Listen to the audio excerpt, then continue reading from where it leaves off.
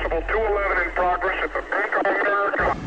The most televised bank robbery in the United States took place on February 28, 1997 in North Hollywood. I've been hit in the shoulder. We have an officer down. I've been shot twice. I need an RA unit. I was shot in the foot. I was shot twice. 9989, come in. Pushing SWAT, code 3. One of the first to respond to the call for SWAT was Officer Peter Weireter. There's a terrible feeling that comes over when you hear these officers putting out help calls and people requesting assistance, and there was all this gunfire going on. And as we arrived, we stopped right here on Victory, and immediately upon getting here, we saw some officers and a detective standing here at the corner of the building. So our first reaction was to go forward and find out what was going on. And it struck me that how convenient or how lucky we are that there was an armored car that was parked over on Laurel Canyon in front of that bank, and I was thinking we might have to utilize that. We decided to use Donnie Anderson's car. Donnie was busy throwing everything out of his back seat to make room for us. All of his personal things were out here on the sidewalk, checkbook, checks, receipts flying everywhere. We jumped in, the four of us, and drove forward. All of us were exhibiting signs of being excited and everything, but we were both saying and talking to each other, you know, we've got to do something here. And following, and they'll watch me take them down. as we stopped here, Donnie was actually driving the car that day. I was in the front passenger seat. You know, we hear this overwhelming volume of gunfire, and we knew, as from all appearances, that they were on the north side of the bank. And it just dawned on me that, you know, we need to do something right now.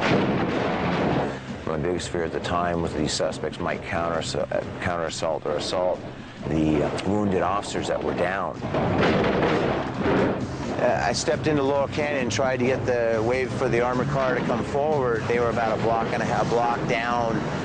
I finally attracted their attention and got them to drive forward. At that time, they opened the door, and inside was already 5 officers and the civilian drivers of the armored car.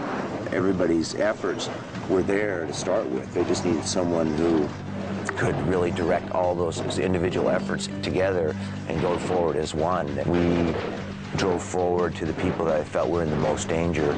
We found one of the officers, the first ones we encountered, had a very bad leg wound. He'd been shot.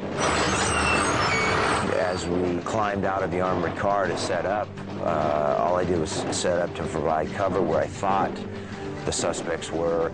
We got Officer Whitfield inside the armored car, and then now started our trek southbound to keep picking people up. That was when we spotted all the people in the intersection behind the black and white that were shot to pieces. The civilians that were pinned down in the intersection behind the cars. You would like to think you could calm someone down and make them feel comfortable if you can, but in a situation like this, there's so much speed, you're kind of possibly yelling at them to do what you want them to do. There's no time to think about people's feelings. Inside the armored car, the wounded people were in a state of shock. Some were in a lot of pain. There was a lot of crying out.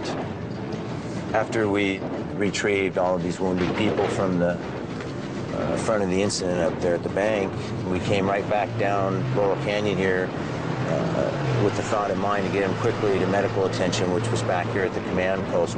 This is about where we stopped the armored car.